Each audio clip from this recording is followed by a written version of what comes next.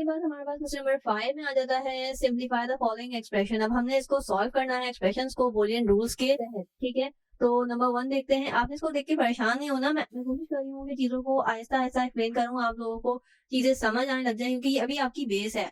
जब तक ये आपको क्लियर ना हो जाए, आप उसको बार बार रिपीट करके देखें वीडियो को, क्योंकि यही आपके इस चैप्टर से बहुत ही इंपॉर्टेंट टॉपिक्स हैं और ये हर साल आते हैं, इसको आप स्किप नहीं कर सकते, ठीक है। आप कोशिश करिएगा कि आपको इसी चैप्टर में ये सारी चीजें क्लियर हो जाएं, क्योंकि आप फाइवर वगैरह में भी अगर देखेंगे पास पेपर्स में आपको लाजमी तौर पे इस तरह के सवालात मिलेंगे, ठीक है। तो आपने इसको समझना है, बार बार समझना है, पेंसिल से प्रैक्टिस करनी है, वीडियो को सुने, खुद से प्रैक्टिस करें, पेन पेपर साथ लेकर बैठा करें। मैं डे 1 से कह रही हूँ, आप जो भी चीजें समझ रहे हुआ करें तो आप अपने नोट पैड जो है अपने पास लेके बैठा करें, ताकि आपके नोट्स बनते जाएं, ठीक है। अक्सर चीजें ऐसी होती हैं जो मैं वर्बली बता रही होती हूँ या कोई की पॉइंट्स होते हैं, तो आप अपने तौर पे उसको अपने हिसाब से, अपनी वर्डिंग के हिसाब से आप उसको लिख सकते हो और नोट कर सकते हो फॉर द रिवीजन। तो इसी तरह से आपने ये वाली भी चीज वर्बली ही नहीं समझनी, बल्कि आपने पहले समझना है, फिर आपने पेन कॉपी से इसको खुद से सॉल्व करना है। उसके बाद अगर गलत हो तो दोबारा से आपने वीडियो को देखना है, देन आपने प्रैक्टिस करनी है। जब तक आपकी बेस अच्छी नहीं होगी, आपको ये चैप्टर नहीं समझ आएगा और आपको ये बोरिंग लगेगा। और अगर आपको ये चैप्टर समझ आ गया तो इससे ज्यादा इंटरेस्टिंग चीज आपको कुछ नहीं लगेगी। तो चलते हैं, इसको स्टार्ट करते हैं। नंबर 1 पे हमारे पास क्या है, ए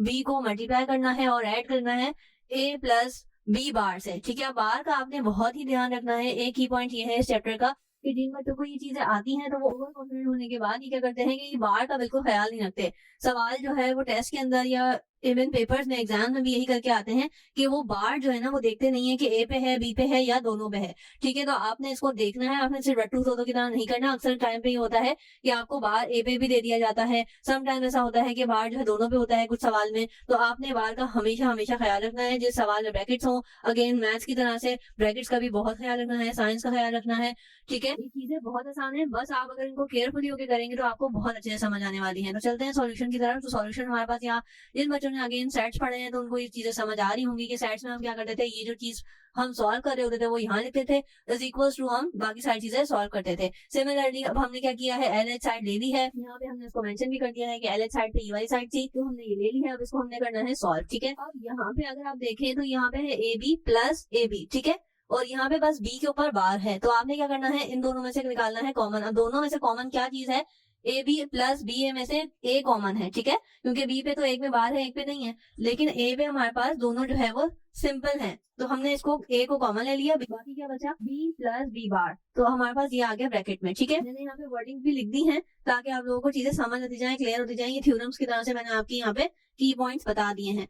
नेक्स्ट अब हम चलते हैं, यहाँ पे हमारे पास क्या हुआ, बी प्लस बी बार जो है हमारे पास इज इक्वल टू होता है 1 के, ठीक है। ये जो है बेसिकली मैथ्स की तरह से यहाँ पे भी बूलियन के रूल्स होते हैं। जैसे मैथ्स में हमारे पास 1 की पावर 0 होती है तो वो क्या हम लिखते हैं 1, ठीक है। सिमिलरली यहाँ पे भी कुछ चीजें ऐसी ही हैं जो कि ऑलरेडी वेरीफाइड हैं और हम थ्योरम्स की तरह से यहाँ पे डायरेक्ट जो है रेफरेंस देते हैं और आगे बढ़ जाते हैं। तो यहाँ पे हमने इसको रेफरेंस दे दिया, रूल 6 में हमने इसको प्रूव भी करके दिखाया था। जो हमने ऊपर छोटे छोटे रूल्स ये वाले हमने सॉल्व किए थे, तो ये उसी तरह से आपको जो है बेस बताई गई थी कि अगर हम इसको इस तरह से सॉल्व करेंगे तो आउटपुट हमारे पास ये आएगा।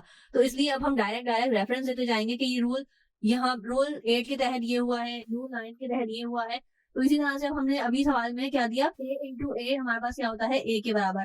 तो अगर हम वेरिएबल चेंज कर दें तो हमारे पास b into B is equal to B के बराबर होगा, क्योंकि हम वैल्यूज तो यही रखेंगे। वेरिएबल चेंज करने का मतलब ये नहीं है कि वैल्यूज भी चेंज हो जाएंगी, ठीक है। तो अगर हम यहाँ पे a की जगह b रख देंगे और वैल्यूज यही रहेंगी तो आंसर हमारे पास क्या आएगा, b into B is equal to B.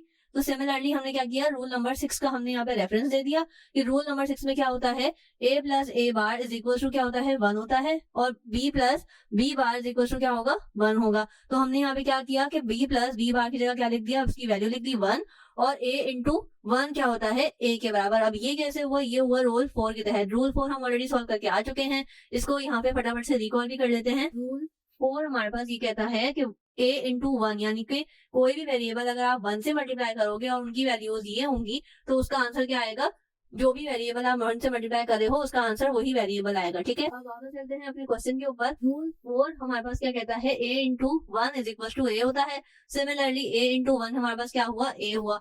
तो अब हमारे पास एल एच साइड और आर एच साइड प्रूव हो गई। कैसे हो गई, ये था हमारा एल एच साइड का आंसर और आर एच साइड पे उसने ऑलरेडी हमें ए ही दिया हुआ था। अक्सर ये क्वेश्चन में होता है कि दोनों साइड प्रूव करनी होती है, अक्सर ये होता है कि एक ही साइड प्रूव करनी होती है। तो आई होप कि आपको ये सवाल समझ आया होगा, नहीं आया तो आपने यही सवाल दोबारा से देखना है, वीडियो को बार बार रिपीट करना है, ठीक है। नेक्स्ट आ जाते हैं। नेक्स्ट में हमारे पास a प्लस बी और A plus B bar is equal to क्या आएगा, ए आएगा। अब ऑब्वियस सी बात है कि आप इस ए को तो पकड़ के सॉल्व नहीं कर सकते, प्रूव नहीं कर सकते इसके बराबर। तो जो भी बड़ी वाली साइड, जो कॉम्प्लिकेटेड साइड होगी, हमने उसको उठा लिया और अब हम इसको सॉल्व करने वाले हैं। सिमिलरली ये हमने यहाँ पे साइड लिखी, यहाँ पे मेंशन कर दिया कि एल साइड ली है। उसके बाद क्या किया, हम कॉमन निकाल रहे होते हैं मोस्टली, ठीक है। अब हमने क्या किया कि इन दोनों में से कॉमन तो कुछ निकल नहीं सकता था, तो हमने यहाँ पे क्या किया, ऐड करा दिया, ठीक है। एडिंग यानी कि मल्टीप्लिकेशन करा दी। अब मल्टीप्लिकेशन आपको पता है, दो ब्रैकेट जब आपस में मल्टीप्लाई होते हैं और बीच में साइंस होते हैं तो वो किस तरह से होते हैं, ठीक है। ये वाला ए हमने इस ए से मल्टीप्लाई कराया, तो A multiply by A is equal to A into A, ठीक है, ये आ गया।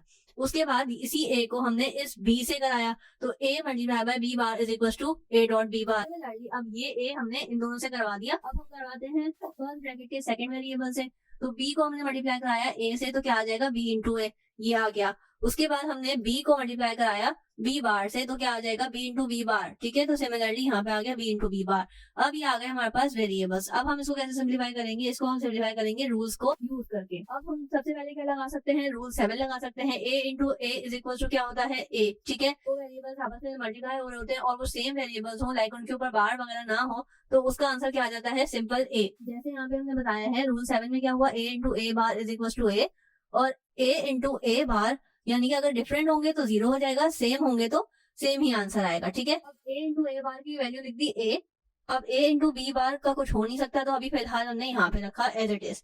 आगे चलते हैं, बी इंटू ए का भी कुछ नहीं हो सकता, ये भी एज इट इज लिख दिया। और बी इंटू बी बार का आंसर क्या, क्योंकि ये एक दूसरे से डिफरेंट है, यहाँ पे खाली बी है और ये हमारे पास है बी बार, तो ये दोनों आपस से डिफरेंट, यहाँ पे क्या आ जाएगा, 0, ठीक है। तो ये मैंने आपको रूल बताया था कि 7 में क्या होता है, अगर सेम होंगे, रूल 7 कहता है कि अगर सेम वेरिएबल होंगे तो सेम ही आंसर आएगा, और अगर डिफरेंट होंगे इन अ वे कि ए और ए बार दोनों डिफरेंट वेरिएबल्स हैं, आपने ये चीज ध्यान में रखनी है। तो इन दोनों को अगर हम मल्टीप्लाई करेंगे तो आंसर क्या आएगा, 0। प्लस का एक्स और माइनस का एक्स होगा तो वो कैंसिल आउट हो जाते हैं। तो सिमिलरली यहाँ पे भी डिफरेंट वेरिएबल्स होंगे तो 0 आंसर आएगा। अब हमारे पास क्या आ गई, ये कंडीशन बन गई। अब इसको क्या कर सकते हैं हम, और सिंप्लीफाई कर सकते हैं। कैसे कर सकते हैं, कॉमन ले लेंगे 4 वेरिएबल्स थे, ठीक है। चारों में से अब ये दोनों वेरिएबल जो हैं वो ऐसे हैं जिनमें से कॉमन निकल सकता है, तो ए हमने एज इट इज रखा, ये वाला ए इंटू बी बार क्या आएगा हमारे पास, और बी इंटू ए, ठीक है। इन दोनों में से अगेन ये वही कंडीशन बन गई क्वेश्चन नंबर 1 वाली। तो ए और ए, इन दोनों में ए कॉमन है, ए बाहर निकाल लिया, बाकी चीजें ब्रैकेट में लिख दी, क्योंकि अब हमने इन दोनों में से कॉमन लिया है तो ब्रैकेट का यूज करना लाजमी है। और ये 0 एज इट इज आ गया, साइन का ख्याल रखना है, बार्स का ख्याल रखना है, ठीक है। उसके बाद आ गया हमारे पास A as it is, B plus B bar किसके बराबर होता है, रूल 6 कहता है 1 के बराबर होता है, तो ये हमने A into B plus B bar की वैल्यू पुट कर दी 1 और बाकी 0 एज इट इज। उसके बाद रूल 6 के बाद रूल 4 क्या कहता था, ए इंटू 1 इज इक्वल टू ए, इसकी वैल्यू यहाँ पे पुट कर दी। ये और सिंप्लीफाई हो जाएगा, क्या हो जाएगा, a plus a is equal to क्या होता है, ए। ये कौन सा रूल है, रूल 5, आप ऊपर जाके देख सकते हैं। उसके बाद ए प्लस 0 इज इक्वल टू किसके बराबर होता है, ए के बराबर, ठीक है। इस तरह से ये हमारे पास प्रूफ हो गया। आगे चलते हैं, draw the logic circuit diagram that implements the expression. अब हमारे पास जो है कुछ कंडीशन दे दी है, उसने एक्सप्रेशन दे दिया है और हमने इसको लॉजिक गेट के थ्रू सॉल्व करना है, ठीक है। अब हमने ये लॉजिक गेट्स को सॉल्व करना है और सर्किट बना के इसको दिखाना है। तो अब हमने ऑलरेडी सीख लिया है कि हमारे पास 2 वेरिएबल सर्किट्स किस तरह से होते हैं, लॉजिकल गेट्स किस तरह से यूज होते हैं, और हमने अब ये भी चीजें सीख ली हैं कि अगर इस तरह के सिंबल्स हमें नजर आएंगे तो वो क्या होते हैं, ठीक है। तो 3 वेरिएबल्स आ गए हमारे पास यहाँ पे और 3 वेरिएबल्स आ गए यहाँ पे, ठीक है। ये एंड वाला होता है, ये और वाला होता है, ठीक है, और ये जो है वो नॉट वाला होता है, तो ये हमें पता है। और बाकी जो ये कंबाइन हुए हुए होते हैं अक्सर, तो ये भी हमें पता है कि वो किस तरह से होते हैं। अब 3 वेरिएबल्स थे, ए बी और सी। बी और सी हमारे पास ये रहे, और ए जो है हमारे पास अगर हमने नॉट लगाया था तो क्या हो जाता है, वो बार हो जाता है, यानी कि ए का उलट हो जाएगा ए बार, ठीक है, क्योंकि यहाँ पे हमने गेट यूज किया है। अब ये जैसे ही हमने लगाया तो ये सिंपल ए जो है वो ए बार हो जाएगा। अब ए बार की वैल्यू, बी और सी की वैल्यू जब एंड में गई तो तीनों आपस में क्या हो गए, मल्टीप्लाई हो गए, और आंसर क्या आएगा, ए बार बी सी। यहाँ से ये वेरिएबल यहाँ तक गए और अब यहाँ के रुक गए, ठीक है। अब नीचे आ जाते हैं, एक और गेट लगाया ए और डी का, सिंपल थे, और लगाया, और में हम क्या करते हैं, ऐड करते हैं, ठीक है। तो ऐड करा हमने, ए प्लस डी आंसर आएगा, ठीक है। ए और डी को प्लस किया तो ये आ गया। अब इन वेरिएबल्स को, इस टर्म को हमने क्या किया, इसके ऊपर लगा दिया नॉर गेट, ठीक है। नॉट में क्या होता है, उलट हो जाता है, यानी कि बार लग जाता है। ए सिंपल था, डी सिंपल था, दोनों के ऊपर क्या आ जाएंगे, जैसे यहाँ हुआ था। अब ए प्लस डी बार और ए बार बी सी, ये सारी वैल्यूज जब यहाँ गई और एंड में गई तो क्या हुआ, ये आपस में हो जाएंगे मल्टीप्लाई। अब हमने इसको शो कैसे कराया, ए बी सी तीनों मल्टीप्लाई किससे हुए हैं, इससे। तो इधर हमने ब्रैकेट लगा दिया और आपस में क्या हो रहे हैं, ये मल्टीप्लाई। ठीक है, अब आपको पता कैसे रहेगा कि आपने ये वाले ब्रैकेट लगाने हैं, तो आपने इसको ब्रेक करके देखना है कि किस किस तरह से ये पॉसिबिलिटीज हैं। हमेशा आप ऑब्वियस सी बात है कि वेरिएबल्स ही लेंगे, A B C simple obviously लेंगे, आप डायरेक्ट ए बार नहीं ले सकते। अब आपने ए बार को किस तरह से यूज करना है, अगर सिंपल ए है उसको हमने बार बनाना है तो कौन सा गेट यूज करते हैं, नॉट का, ताकि वो बार में आ जाए। ठीक है, इस तरह से आपने किया, आपने इसको समझना है। ये सिंपल, आप अगर आप देखिए बार को भूल जाए और ए बी सी आपस में क्या हो रहे हैं, मल्टीप्लाई हो रहे हैं, तो मल्टीप्लाई में हम कौन सा लगाते हैं, ये वाला गेट लगाते हैं।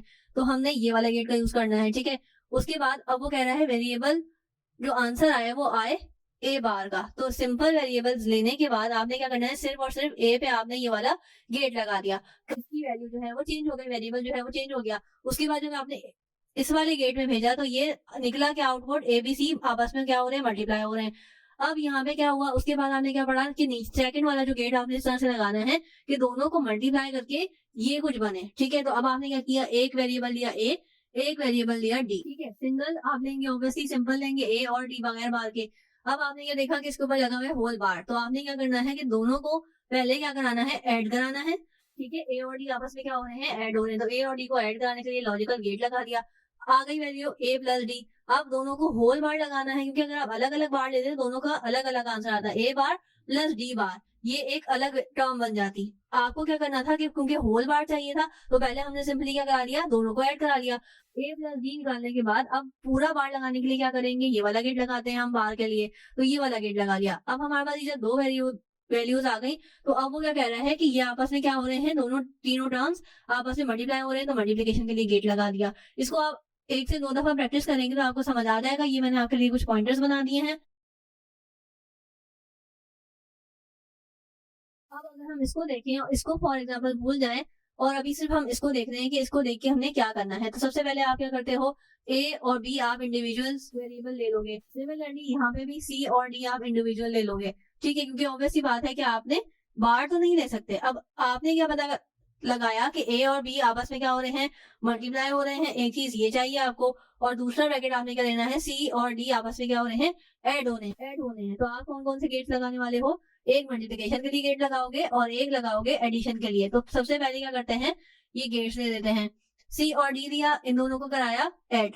ठीक है, उसके बाद आपने क्या किया कि सी और डी को अब आपके पास चाहिए बार, तो आपने क्या किया, इन दोनों के लिए बार लगाने के लिए लॉजिकल गेट लगा दिया नॉर का, और ये हमारे पास आ गया बार की शक्ल में। ठीक है, उसके बाद आपने क्या किया, अगर आप पहले लगा देते तो यहाँ से चलते हुए आना पड़ता, काम यही होना है तो इसलिए मैंने यहाँ यूज कर दिया, आप यहाँ से भी कर सकते हो। ठीक है, उसके बाद आपने क्या किया, ए और बी का लॉजिकल गेट बनाया और सिंगल वेरिएबल्स लिए। ठीक है, ए और बी सिंपल वेरिएबल लेने के बाद आपस में क्या होने थे, मल्टीप्लाई, तो हमने एंड लगा दिया। दोनों जब ए और बी मल्टीप्लाई हुए और ऊपर से सी और डी भी प्लस डी का बार आया, तो अब आंसर क्या आने वाला था, सी प्लस डी मल्टीप्लाई हो रहे हैं ए बी से, लेकिन आपको चाहिए था होल बार। तो आपने क्या किया कि यहाँ पे आपने गेट लगा दिया ताकि होल बार आ जाए। अब यहाँ पे थोड़ी सी मिस्टेक ये है कि क्वेश्चन के अंदर सी और डी पे सिंपल बार नहीं लगा हुआ, जिसकी वजह से हमने यहाँ पे लगाया था। ठीक है, तो ये बेसिकली ये जो चीज देखी हुई है, A B bracket C plus D के ऊपर होल बार ब्रैकेट बंद और फिर एक बड़ा बार, इसमें दो बार है, क्वेश्चन के अंदर मिस्टेक है, ये सी और डी पे भी एक बार आना है जैसे यहाँ पे लिखा हुआ है। ठीक है, इसी वजह से हमने यहाँ पे लिया था, अदरवाइज अगर सिर्फ सिंपल बार जैसे यहाँ पे ऑलरेडी मेंशन है, अगर इस तरह की कंडीशन होती तो हम सिर्फ ये वाला गेट यूज करते, ये हम यहाँ पे नहीं लगाते। ठीक है, उसके बाद आपने अगर इसको देखें तो आप इसको देख के क्या अंदाजा लगा सकते हैं कि हमें कितने वेरिएबल्स चाहिए, एक चाहिए ए और बी जो आपस में मल्टीप्लाई हो रहे हो, और एक गेट चाहिए ए प्लस बी जो आपस में प्लस हो रहे हो। सिंपली अभी हमने इनिशियली क्या करना है, इन दोनों को सॉल्व करना है, इन दोनों के लिए गेट बनाने हैं। तो सबसे पहले क्या किया, ए और बी के लिए एक मल्टीप्लिकेशन का गेट बना दिया, एक एडिशन का गेट बना दिया। दोनों बनाने के बाद वैल्यूज क्या आई, a dot b, a plus b. ठीक है, अब क्योंकि हमें ए प्लस बी बार चाहिए था तो हमने यहाँ पे क्या किया, डायरेक्ट से नॉट का बार लगा दिया। तो हमने यहाँ पे नॉट लगाने के बाद यहाँ पे वैल्यू क्या आ गई, फौरन से बार के साथ, ये दोनों चीजें आ गई। अब आपने इन दोनों को क्या करना था, बीच में प्लस है तो आपने एडिशन के लिए एक और गेट लगाया जिसका आंसर ये आया। कोशिश करें इन चीजों को ब्रेक करके समझेंगे तो और अच्छे से समझ आएगी। सिमिलरली यहाँ पे हमारे पास जो है वो ट्रुथ टेबल का बन गया। ट्रुथ टेबल का भी आपको पता है कि ये जो है वो हमारे पास ट्रुथ टेबल की एक फाइनल कंडीशन होती है। इसकी वैल्यूज जो है हमने ऊपर ऑलरेडी सॉल्व कर ली थी कि हमारे पास ट्रुथ टेबल बेसिकली वैल्यूज के फॉर्म में किस तरह से बनता है, इसको मैं आपको और भी दिखा दूंगी। उसके अलावा आपने इसके गेट्स पढ़ने हैं, कैसे पढ़ेंगे आपको पता है। अगर आपके पास इस तरह का क्वेश्चन, दो तरह के ट्रुथ टेबल है, आपने अपनी मर्जी से बनाना है तो आपको जो अच्छा आता है आपने वो यूज करना है, और अगर ऑलरेडी मेंशन्ड आएगा तो आपने डेफिनेटली वही सॉल्व करना है। तो इस तरह से अगर आपके पास ट्रुथ टेबल आ रहा है या आप इसका बना रहे हो, तो सबसे पहले अगर आप देखो तो ये क्या है, a प्लस बी, यानी कि 2 इंडिविजुअल वेरिएबल्स चाहिए। सिमिलरली यहाँ पे भी, तो आपने क्या किया, a प्लस बी, एक ले लिया ये वाला और एक ले लिया ये वाला। अब 2 क्यों लिए हैं a प्लस बी के, क्योंकि एक में हमें बार चाहिए, एक में हमें सिंपल चाहिए, तो हमने एक में बार वाले के लिए अलग ले लिया, सिंपल वाले के लिए अलग ले लिया। 2 a प्लस बी की वैल्यूज आ गई, एक में बार आ गया, एक में सिंपल आ गया, दोनों आपस में क्या हो रही है, मल्टीप्लाई, तो यहाँ पे मल्टीप्लिकेशन का गेट लगा दिया।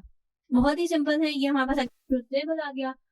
वही ट्रुथ टेबल सॉल्व करना जो आपको उस वक्त प्रॉपर आता है, ठीक है, यानी कि इसके जो कॉलम वगैरह हैं, उसकी हेडिंग जो है, वैल्यूज की क्या पैटर्न है, वो आपको अगर अच्छे से आते हो देन आपने ये सॉल्व करना है। एटलीस्ट एक तो आपने ट्रुथ टेबल बिल्कुल वर्बली याद करना है। आगे हमारे पास आ गया explain all the logical gates, ये हम ऑलरेडी क्वेश्चन नंबर 2 में सॉल्व कर चुके हैं। डिफरेंशिएट करना है नैंड और नॉर में, तो ये आपके पास कुछ पॉइंटर्स आ गए। नैंड में क्या होता है, रिपीट द कॉम्प्लीमेंट, नैंड में क्या होता है, रिप्रेजेंट द कॉम्प्लीमेंट, और यहाँ नॉर में क्या होता है, रिप्रेजेंट द कॉम्प्लीमेंट ऑफ और। यहाँ पे एंड होता है, यहाँ पे और होता है। It's name is abbreviation of not and and, इसका क्या होता है, नॉट और होता है। उसके अलावा इसकी जो ग्राफिकल सिंबल्स हैं एंड के, वो कंसिस्ट होते हैं एंड की बेस पे, ठीक है, with a bubble on the output. यहाँ पे क्या होता है, यहाँ पे जो है वो बेसिकली डिनोट हो रहा होता है that complement operate it performed on the output और नॉट गेट। यहाँ पे एंड गेट होता है, यहाँ पे नॉट गेट होता है, ठीक है। उसके बाद है why do we use Boolean algebra, तो इसके यहाँ पे पॉइंटर्स आपके साथ शेयर कर दिए हैं। ये आपको रीजनिंग क्वेश्चन के तौर पे तैयार किया जा रहा है कि अगर हम पूछें कि हमें ये बूलियन अलजेब्रा क्यों यूज करनी पड़ती है, it can be use describe the manipulation and processing of binary information. उसके अलावा कॉन्साइज वे है एक्सप्रेस करने का लॉजिकल गेट्स को, लॉजिकल सर्किट्स को। उसके अलावा we use it analyse digital gates and circuits, law of Boolean both and simplify complex Boolean expressions, ठीक है। उसके अलावा explain the function inverter, inverter का मतलब होता है कि अगर 1 है तो 0 कर दो और 0 है तो 1 कर दो, ठीक है। उसके अलावा not gate is also called, ये हमने बता दिया कि नॉट गेट जो है वो इन्वर्टर होता है, यानी कि अगर सिंपल ए होगा तो उसको जो है वो ए बार कर देगा, और अगर ए बार इन केस आपको दिया हुआ होता है तो फिर वो सिंपल ए हो जाता है। Explain the purpose of truth table, ये किस लिए यूज होता है, इसके भी पॉइंटर्स आपके साथ शेयर कर दिए हैं। Logical operators on input singles into a table format, every Boolean algebra expression can be viewed as a truth table. Truth table identify all the purpose and two combination and output of for each.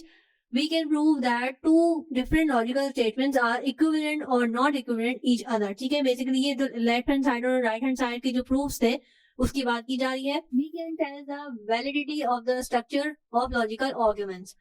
Similarly यहाँ पे भी expressions आ गए हैं जिसको हमने solve करना है truth table का।